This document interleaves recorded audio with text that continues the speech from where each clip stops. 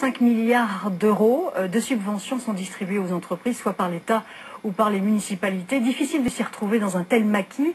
C'est pourquoi des chasseurs de subventions, comme on les appelle, proposent leur service, qui a bien sûr un coût. Une pratique dénoncée par certains. C'est notre enquête du vendredi, signée Jérôme Bazin, Pascal Tribault. Expert conseil en financement public. C'est le nom que Thomas Gross donne à son métier. Ça sonne mieux que chasseur de primes. On préfère le terme de partenaire. Un partenaire chargé de traquer l'argent public. Cette jeune entreprise de marketing Internet veut ouvrir une filiale. À la clé, 25 embauches, coût prévu 300 000 euros. Thomas Gross va recenser toutes les aides publiques disponibles et ficeler les dossiers pour réduire la facture. On va dire qu'effectivement, entre 10 et 50% du budget du projet peut être financé par des aides publiques. Pourquoi vous ne faites pas vous-même? Trop compliqué pour nous, on a vraiment pas le temps de s'occuper de tous les dossiers.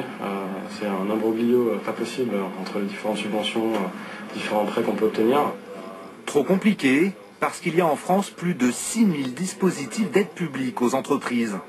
Une jungle, mais aussi une manne de 65 milliards d'euros, devenue le gagne-pain de quelques dizaines d'experts, comme Thomas et son associé.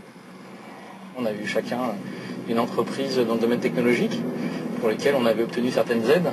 Et c'est en sortant de ces entreprises fin 2001 à peu près respectivement qu'on a eu des clients, des partenaires qui nous ont demandé de faire la même chose pour eux. Direction Aubagne près de Marseille, chez un client fidèle, un fabricant d'imprimantes de pointe, très satisfait. Depuis 6 ans, nos experts s'occupent de ces aides à l'innovation. Si on prend le crédit impôt recherche par exemple, sur le début de l'activité d'Empica, ça représente grosso modo un montant de pas loin de 3 millions d'euros. Mais ce montant impressionnant a un coût. Les chasseurs de subventions prennent leur part du gâteau. Une pratique qui choque ce député, auteur d'un rapport sur le financement de l'innovation en France. Dans sa circonscription, il met en garde les chefs d'entreprise contre ces cabinets d'experts. Il n'y a pas foule, mais le député persiste.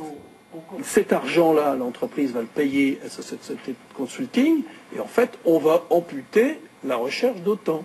Vous voulez dire que c'est du détournement en partie de subventions publiques? Un petit peu, quoi.